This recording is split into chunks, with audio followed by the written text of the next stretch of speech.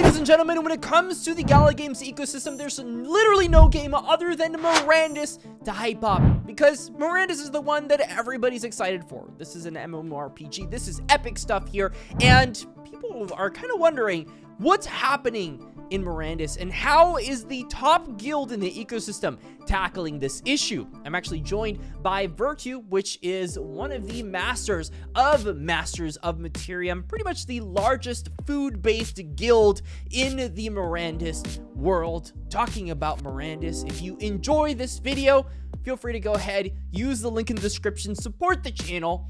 Go ahead, go to links.gala.com/classycrypto and support the channel with the Gala Games account. Without further ado, let's get into the AMA. Hope you enjoy it. Ladies and gentlemen, I've been waiting for the longest of time to get the deets on the latest Mirandus information. I've been looking for the source who has the golden grail of Mirandus, and who better than the Duke of Masters of Materium to explain what the juiciest of juice is in the Mirandus ecosystem. If you'll feel free to go ahead and introduce yourself, the legend himself, Virtue, to the world of Mirandus, feel free. Yeah. Thanks for having me. First, I'm a huge fan of your channel. Really good content, so happy to be here. Yeah, my name is Virtual on Discord and in the gaming world. I have been in crypto since 2013, been an entrepreneur for 25 years, been gaming since I'm 4. I'm in my mid-40s. And the game I am the most excited about by a long shot when it comes to Web3 gaming is Mirandus by Gala Games. And I'm really excited to share why and hopefully attract some new players to the game, because I think it's going to be incredible. Now tell me, you have a lot of games to choose from. Let's be honest. There's God knows how many games. Why did you choose to go into the crypto space versus just continuing to hop on as an entrepreneur in the regular gaming space? It's a good question. First of all, obviously Web2 games are leagues and bounds above and beyond any Web3 game currently in terms of the gameplay. But Web3 presents a whole new opportunity on the economic side that's never existed before. And I don't know about you, but growing up playing a lot of resource management games, there was always this fantasy of, what if this game was real? What if all these assets were real? What if this coin, this money in the game was real? And now here we are, and I've been into poker for a long time since I'm a kid. So I like playing with real assets and real money and real risk and real rewards. And for the first time ever, we're going to get that in a video game. Yeah, and the exciting part about Mirandus is not only is it like Mirandus, but for me, it's like, okay, I'm dealing with Vox and I'm dealing with everything else on Gala. It's interoperable. I'm probably going to have random Mirandus stuff on there. I mean, when you're making an MMORPG, I immediately think of Unreal Engine Fortnite, because it's just sandbox. Everything's sandbox. So do you see a greater vision on Mirandus where it's like, okay, you've got the base game, but then we have all these different sandbox components people are going to be doing within their distinct buildings? I don't think so. I think McCarthy has a very clear vision of how he wants the game to be. And I really want to dive into that because he is the vision. This is his vision, and that's what's exciting. That being said, I think Voxverse is going to be that game, right? So Voxverse, and based on conversations with NFToon, which I'm a top 5 Vox holder, is going to present a lot of opportunities for people to create experiences and hopefully mini games for people to come in and enjoy. Okay, so Mirandus is going to be that fixed vision from McCarthy, which I've heard a lot of McCarthy. I don't know about you, but I've been looking at on-chain gaming. I've talked to the guy before. Jake's like, he's obsessed with McCarthy, and you keep talking about McCarthy. Why don't we just get into it? Why are you so excited about McCarthy's vision? Yeah, I think that's the most important question for anybody who's not familiar with Mirandus. So I'll share a little bit about my journey into Mirandus because I think it'll highlight McCarthy's power. So when I first saw Mirandus, I was turned off. I looked at the graphics, and I'm not a big fan of voxel type graphics. They're cool, they're cute, but I like more of a hyper realistic or artistic type of graphic style. That's just me, okay? So I was turned off, and then I started watching AMAs with McCarthy. And as I heard his vision over time, I'm like, well, this is really compelling. The risk element of Mirandus and the reward element. So let's talk about the risk first, which is really exciting to me. Because just like in poker, if you're playing with fake money, the game doesn't have any juice. If you're playing with Monopoly money, it just doesn't have the same kind of juice when you're playing with real cash. So in Mirandus, when you die, there's going to be real penalties, and the penalties are going to be, one, your XP, so which is time. You know, if you grinded, let's say 6 hours to level up your XP and you lose that, that's a real cost. And then if you don't pay the cemetery owner, then you're also going to be in kind of a purgatory for X number of hours or days. So that to me right away is very exciting. And it's also going to be hard, which is also very exciting. And there's been a hashtag that Hammond, Mr. Jake, who's got another great YouTube channel, and I coined, which is hashtag make Mirandus hard. So I think they're going to try to make it so hard that as a solo player, it's going to be very, very challenging, if not impossible to survive. And that to me is also exciting because I love playing in a team, playing in a guild, and really kind of having to partner up with people in order to be successful. So Mirandus is going to have that on the risk side, on the danger side, and then on the reward side, we're going to be getting materium when we kill creatures. There's going to be treasure chests. There's going to be NFTs of all kinds of assets, from blueprints to moves to spells to you name it, to potion recipes.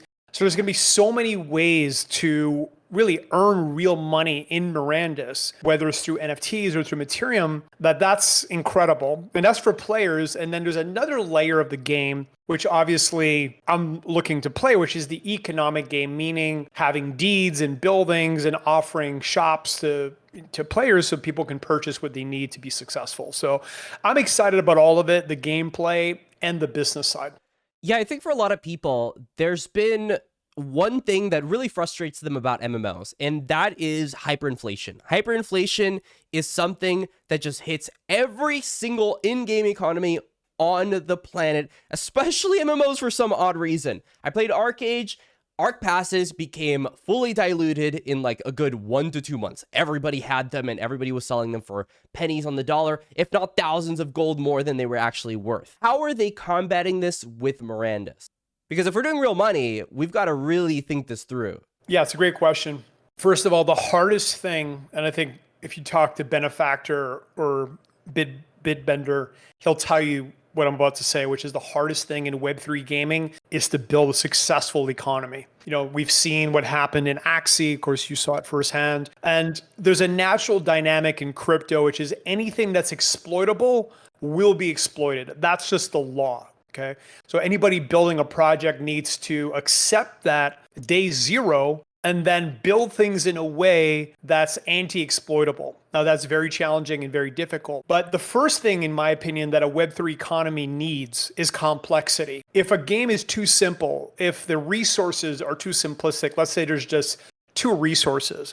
Well, what's going to happen is you're going to have a group of players or a few players that are going to just dominate that, and then every other player is just left behind. I did a great video with, again, Jake Hammond, where we cover 50 different ways you can make money in Mirandus. We're not going to go through those, but I think it has the complexity from the farming side to the horses, to the mining, to the crafting, to the potion side, to the hunting, to the raiding, to, you know, finding treasures, that there's always going to be an opportunity somewhere in the game for players. Now, some players will dominate, and just as an example, in Masters of Materium, which is my guild or our guild, we're looking to dominate food. So we own about 33% of all of the meat plots in the game and about a quarter of the food. So that was a strategic move that we decided right out of the gate, and every player, not every player, but a lot of the main players interested in food production have joined us as a result of that. But there's so many other opportunities, whether it's creating arrows or jewelry or, again, potions, that there's going to be a place somewhere for players. Now, the main thing that is going to prevent inflation or hyperinflation is going to be the Mirandus team tuning, especially the raw resources. So if raw resources can just be harvested too easily or hyper harvested, then you're going to get some level of hyperinflation in the game. So it's really going to come down to the Mirandus team's tuning, and, you know, they'll be able to tune everything from crop speed to resource respawning and so on and so forth. But I think the complexity also provides a buffer against what's occurred many, many times now in different Web3 games. Yeah, so the way that this kind of spits out at me is Albion Online. Albion Online has to be one of the most successful projects of all time from a grassroots effort. Came from nothing, raised like $10 million. They built out the game in a way where it's very similar to what I feel like you're trying to get to in Mirandus, where everything is kind of simple in a way, but at the same time, it's got the complexity of 50 different methods of making money on a MMO. And I think that's how it needs to be. Everybody needs to have their own choice. You can kind of have a monopoly on one method of production, but you can't have it on 49 other ones. There's always going to be one method for a person. And as long as the Mirandus team can kind of balance that out, then all of a sudden, if they're, of course, active enough, this game is going to be successful. And something interesting you mentioned was you can't go simple. Because if you go simple in a Web3 game, not only, you know, if the opportunity arises and an exploit happens, is the economy going to immediately get ruined because it's only one method? But if one person becomes really good at it and just happens to accumulate a bunch of it, you're screwed. There's nothing you can do about it. You have decentralization. People own it. You can't do much about it.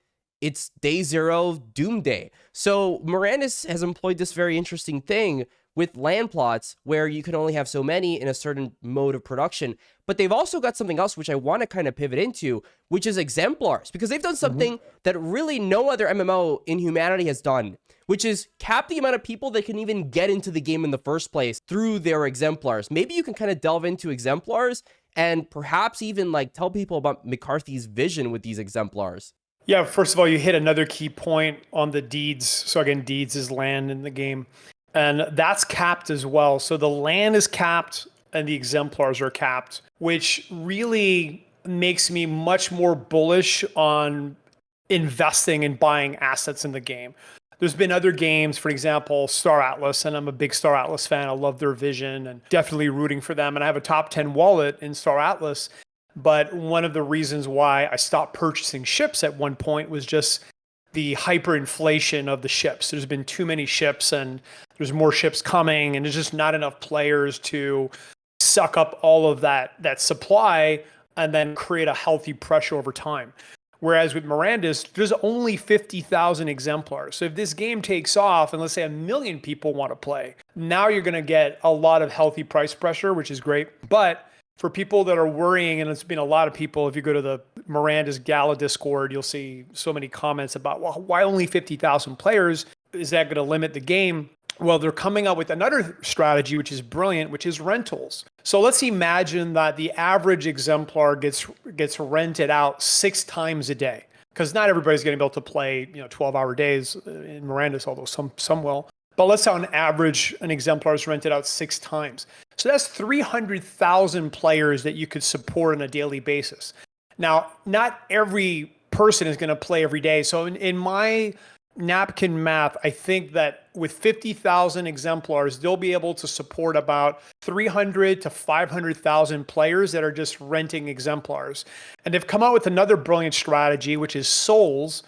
And what's going to happen is, even though you don't own an exemplar, but you want to progress in the game, what's going to happen is the XP that's earned while you play is going to go onto your soul. So your soul is going to progress, and that's going to allow you to be more and more successful over time in the game. And I think that's another key point on Mirandus, is this is not for people that want a casual experience. I think the people that are attracted to Mirandus are looking at playing this for years. For me, that's really exciting. And that's another reason why I'm bullish on Mirandus. A lot of the games that have come out are just too casual. So the type of players that are going to go in there are going to play for a few months, try to extract as much as they can out of the economy, and then move on to the next one. I think Mirandus has that passionate group of hardcore gamers that are excited to progress for years and years and years. And I think that's another massive advantage that Mirandus has. Yeah, and I think you kind of hit it there, because at the end of the day, there's an audience for everybody. It feels like games like Warzone, Call of Duty, etc. have kind of regressed to the state where even if you're just there to do absolutely nothing, you know nothing about games, you don't want to do anything really, you just want to click buttons and kill people, you could do that on Call of Duty games, because they practically have soft aimbot, they've got all the items spitting at you, they've got it oversimplified, and a lot of people are getting angry nowadays. In fact, Warzone 2 is actually having a lot of trouble because people are just like, I want a more hardcore experience. And we're seeing that it's a huge shift in the gaming sphere where people are just like, I want to go back to the grassroots. I want to go back to the olden days where people were, fighting these massive bosses that took thousands of people to kill, that, killed half the server in one fell swoop and was epic, right? Just real epic MMORPG stuff. But we're seeing a lot of the biggest MMOs right now just be too easy. It's way too easy to get into these, get max level, and then I guess you could PvP, but even the PvP feels like you look up a YouTube video and you're done. That's all you've got looking forward to you. You learn that pattern and you're doing it for the rest of eternity. So Mirandus is really interesting because you're talking about this renting system, which, by the way, I do have a question right before I continue here. When people are renting out with these souls, is there going to be like a meta where people will only get the, legendary halflings or the legendary elves or legendary other assets and then just like never log into the rare ones? Like, is there that much of a stat boost, or is that minuscule in comparison to, the time spent renting these out? Well, I think the stat boosts are going to matter a ton for hunting and raiding. So that's where the top class, which are elves, which are obviously the most expensive, there's only 1,000 of them, are going to come into play.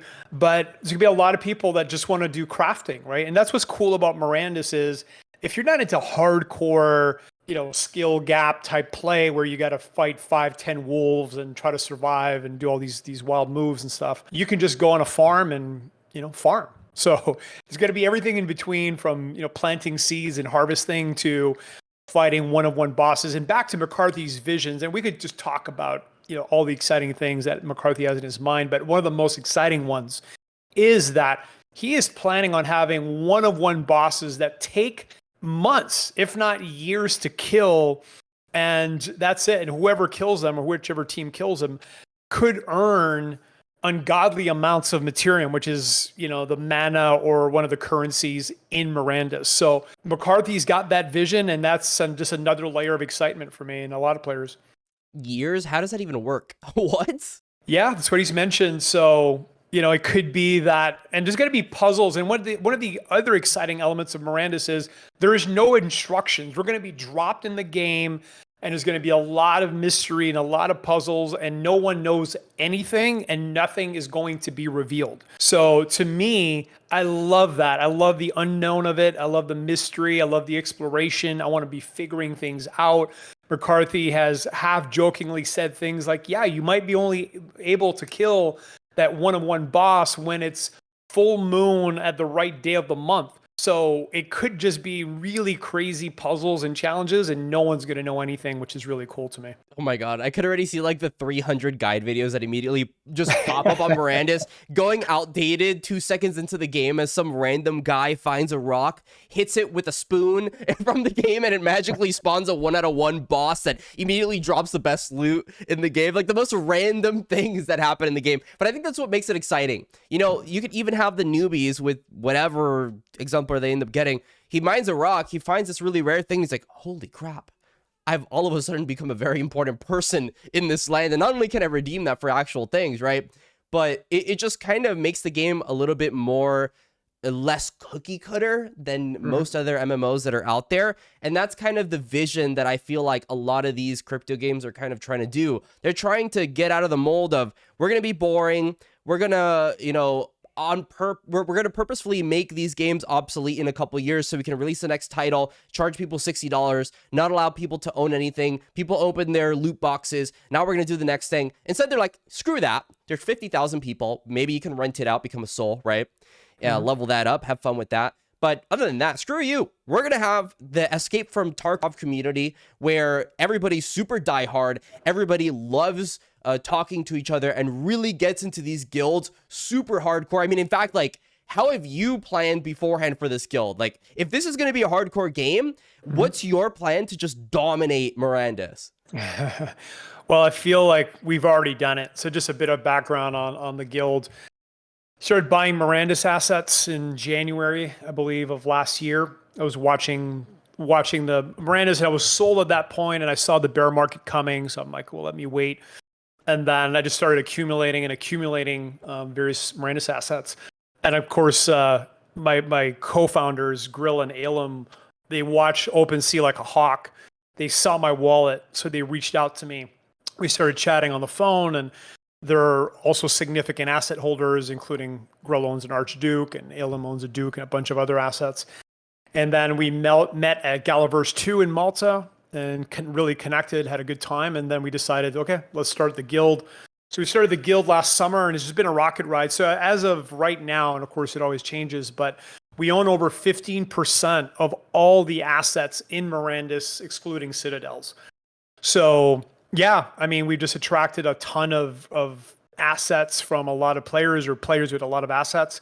And, we're looking to create value for everyone. So I'm an entrepreneur in real life. I've built over 14 companies. I have 120 employees as we speak. And the way you win in business is you find ways of creating value, just like you do with your channel. It's like, let me give people what they want. So we're looking to serve everyone from people that literally don't own anything and don't want to be scholars to people that just want to play with exemplars to building owners to deed owners and everybody in between. So yeah, we're planning on just attracting thousands and thousands of players and, making sure they're having a great time and have fun and help organize them into the right type of team. And that's critical. I think, what's going to be cool about Mirandus is to be successful as a guild, you're going to run that like a company. And what I mean by that is in companies, you have a variety of teams, right? So in my company, I have devs, I have coders, I have copywriters, I have designers, I have operations, finance. In Miranda, it's going to be different types of teams, but you're going to have raiding teams and farming teams and ranching teams and, crafting teams. And, whatever people want to do, we'll find a place for them and make sure that they're, having a good time. Yeah. I mean, I remember back in the days when I had an Arcade guild, we had like 50 people on there and we would do these epic merchant trade pack runs. I'm sure it's going to be really fun to do that and probably an even more mass scale. Have they even talked about how many people can even join a guild on Mirandus? No, they've actually never talked about guilds. Obviously, there's been a few guilds that have formed. In general, and I know you're sponsored by Gala, but Gala doesn't seem to be super welcoming yet with guilds. And I think they have a legitimate concern of, we don't want these games and economies to get exploited to death, which, again, has happened in Axie and some other projects. So I think it's understandable. But I think, again, those of us that are in our guild, we're excited to play this game for years. We're not, looking to come in and pillage the game for 2 months and quit. There's plenty of other projects you can do that in. So yeah, I think Miranda's going to be very different like that. And if Gala's listening, if you're listening, Mr. Bitbender, please let the Materium flow. Do not worry. This game will survive. Just let the tokens, just issue the tokens, issue the 10 billion tokens over 10, 15 years and let the economy sort itself out. And Mirandus will be the greatest game of all time. The biggest risk factor, in my opinion, right now with Mirandus is that they've become very, very restrictive with their economic designs, and we saw what happened with spider tanks. There was a debt spiral, which are actually, to their credit, when they dropped the prices on the Gen 2 tanks, we're now starting to see a bit of an up spiral, which is encouraging. But I think looking at Gala Music, which I own nodes for as well, I'm concerned there as well, because they're just building these hyper tight circular economies because they're worried about their tokens crashing down to zero. But I think with Mirandus, you're going to have enough players that want to continue accumulating Materium. You're going to get enough new players coming in and buying Materium so that they can be successful in the game, that the game is going to sort itself out. So hopefully that landed in Bitbender's brain. He said the Bitbender's brain. I still got to 1v1 that man on Last Expedition. This is a call out to Bitbender too. I'm going to slap him. But so I definitely think that a lot of these games have kind of closed themselves off. The fear of becoming another Ponzi like Axie Infinity is always there. And a lot of these game publishers, at least what I feel, is that they don't want to take that risk. They don't want to take that 1% risk where the game just death spirals to zero and everybody's freaking out and we're all complaining about prices on assets. So I definitely see the correlation there. I also see, like, it's an MMO, right? Like, there's a lot of people that are going to play it. Like, everybody's always spamming my comment section with Mirandus. So I definitely see the appeal for Mirandus. So I think there's definitely, like, a middle ground with your idea where we just let it all flow. And then there's also the second hand where, like, they're too restrictive. If you just find that middle ground, which, I mean, I personally think it's so early on to the point where like they can still have time. In fact, they probably have like years to think about what they actually want to do when that thing comes out. So my idea is they're probably just waiting for a successful in-game economy to come from like crypto, and then just be like, okay, we'll just kind of do something like that, but we'll slap it into an MMO. So we'll see what ends up happening there. But I'm definitely excited to see how in-game economies function on a Web3 game like Mirandus. Yeah, and just to close off the Gala conversation, first of all, I think they're very close, and they're doing some very smart moves. I want to give them credit and give them one last suggestion. So one of the smart things they've done is they've decided, hey, let's stop trying to create 50 tokens for 50 games, and let's just focus on Gala. Okay, I think that was a brilliant maneuver because, again, most of these games are not complex enough, they're not interesting enough to warrant creating a token that's not going to get exploited to death. So, I think their concerns with spider tanks, for an example, are valid because it's not complex enough, and not enough players are going to play that game for years and years and keep investing and accumulating and saving their silk, that they have to create these really tight circular dynamic mechanisms. Okay, so to their credit, I think they're right about that, and they did a smart move with Gala. Here's the final piece of the puzzle that, in my opinion, Gala's missing, is that, okay, now they're burning all the tokens, which is a great move. I love that. I love token burning. But what if they took 10, 15% of the tokens that they're burning and that they put them back into their games? For an example, The Walking Dead, put it to spider tanks. Take a portion of that, and then you're creating a positive up spiral where players are going to be motivated to play the game, try to earn some of that Gala, and then they take that Gala and they buy more NFTs. Gala has been in a slow debt spiral in the sense that people are discouraged because they're not able to earn enough, and then they're dumping their NFTs, or they're unwilling to buy any more of the really highly priced NFTs. And if you're following the Gala marketplace, or you're following Gala sales, it's undeniable. The stats, the blockchain doesn't lie. So in my opinion, if they start putting back some of that Gala into the games, into the economies, let the best players that grind it out or win tournaments earn some of that Gala, and I think they could start a really positive up spiral of people believing again in some of these economies. But again, back just to close off on Mirandus, I don't think Mirandus is going to have any of those issues. It has that complexity, and the only other game from Gala that has that potential, in my opinion, is Vox. Okay, so Vox already has a relatively diverse set of resources that are available if you're playing Vox Odyssey, for example. Not as complex as Mirandus is going to be, but there's going to be that, and then there's all these different types of XPs you can earn in the game, and then people are going to be able to create things. So I'm bullish, or not as bullish as in Mirandus, but I do believe that Vox has a chance of creating its own standalone successful economy if, and this is the biggest if with all Gala projects, if Gala can go out there and sell gamers the opportunity and the vision and attract millions of gamers to come into the Gala ecosystem. If that happens, then everybody's going to be happy. The games are going to do well. NFTs are going to do well. But if they can't, then it's just going to be the OGs and the small-ish Gala community just fighting over scraps. Yeah, it makes I know sense. that was a lot there, but yeah. It's a lot to stomach, but it's kind of like the both realities that could possibly happen. And definitely, like, if you're talking to someone that's looking into Mirandus for the first time, they just saw this YouTube video, they saw it come up out of their recommended tab, and they're looking into it for the first time, with all of the things that you've said, with the suggestions, with the introduction, with McCarthy's vision, what would you tell them at this time is going to be the most important thing that they should do in Mirandus? Should they grab the NFTs? Should they just go and look at this and see what ends up happening? Should they go and ask Bitbender for 1v1 on Last Expedition? What should they do to really prepare for Mirandus? And should they even prepare for Mirandus? Yeah, in my opinion, this is just a truth. The game is won before it starts, and that's true in business, and I think it's going to be very true in Mirandus, at least on the economic side.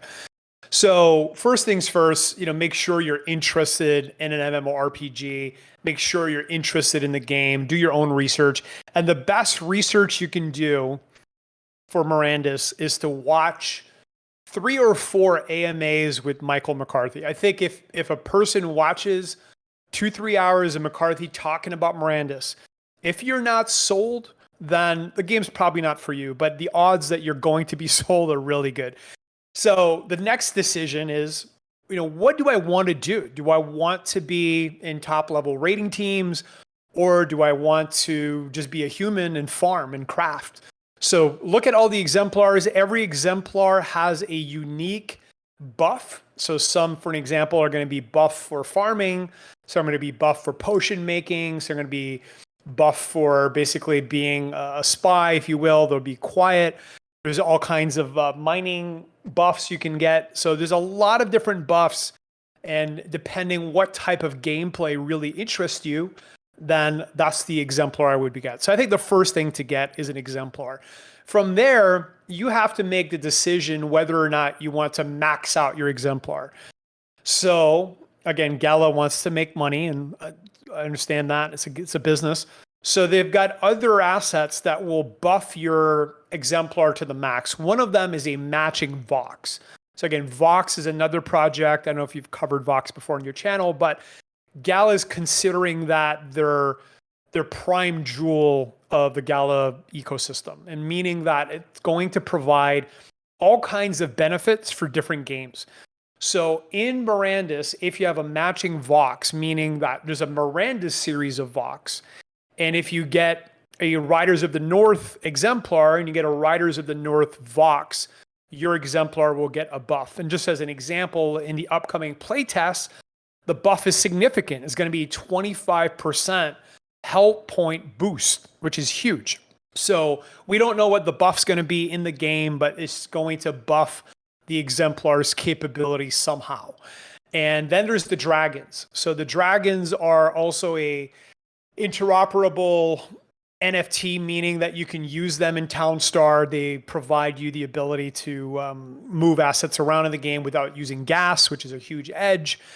And then in the game, they'll be able to blow some fireballs, and then potentially, McCarthy has said there could be some more utility. From there, there's horses. So a few months ago, they had a horse sale. And if you've moved around in an MMORPG, and just as an example, Alem, who's our chief financial officer at Masters of Materium, rebuilt most of Mirandus inside of Valheim. Now, just moving around one of these deeds, like he's literally recreated every deed that's going to be in Mirandus in Valheim, minus the citadels. They're absolutely mind-blowing. If you haven't checked out our channel, mastersofmaterium.com, we'll be releasing that content soon. So if you're just walking around a hamlet, it takes a lot of time. So you're going to want to have a horse to just save time and be able to move around the map. So far, those are just like the basic NFTs that you would need to be at least maxed out for raiding and hunting. I think for farming, you're probably not going to need a horse and a dragon. So it all depends on the type of gameplay. And then from there, you got a couple of options. Here's my not financial advice. The lowest or the most, the one NFT I'd be very careful investing in, unless you have land, is a building. The reason is there are not enough building plots for all the buildings, not even close. So a lot of people are going to be holding the bag on buildings if they don't have a land plot. So be very cautious buying a building. It's my one not financial advice. But then you can buy either naval assets, and now naval assets, you have ships and you have docks. So there's different levels of ships, and there's also different levels of docks, from a dock to a quay to a wharf. So pick your assets. And again, if you want to be riding ships or giving taxi rides, you can do that. And obviously the wharfs and the docks, you'll be renting out to other ships. And then you've got land. So land is, in my opinion, the king asset in Mirandus. And you got everything from a homestead, which is the smallest one, so only 1,000 of those, up to citadels, which is only going to be 5 of 5. Most of them have sold for millions of dollars to crypto companies.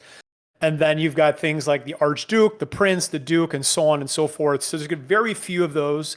And anybody, in my opinion, that owns a deed or a land deed in Mirandus is going to be very powerful. And then, of course, you can rent out the building plots, your deeds, or own the buildings and put them on your land and try to maximize your profits. So lots of options there, but that's basically the gamut of assets. Yeah, and if you're listening to this and you're even looking remotely at the Mirandus ecosystem, just that segment alone is probably going to set you up, especially considering these guys, I've got to say, is probably the #1 guild on Mirandus right now. Maybe there's a random ghost guild somewhere that will arrive, but in terms of Mirandus, I mean, Virtue is an absolute god at the Mirandus ecosystem. So it was definitely a pleasure to have you on the channel. I hope you all had a good experience in terms of learning about Mirandus. You had the Duke here, the all-seeing eye of Materium, just teaching you all the basics of Mirandus. And with that being said, is there anything you want to leave people with? And also, of course, like, where do people find you? Yeah, so mastersofmaterium.com. You could probably check out the link in the description. We are open and inclusive to every type of player. So if you want to join a guild that's looking to dominate a game and give you all kinds of opportunities to dominate with us, check us out, mastersofmaterium.com. We have a Discord. And again, we are wide open. So join us and we'll dominate and have fun together. All right, thank you very much for hopping on here. I'm going to go ahead and end it. It was definitely a pleasure. Until the next time, guys, stay classy. And that's all.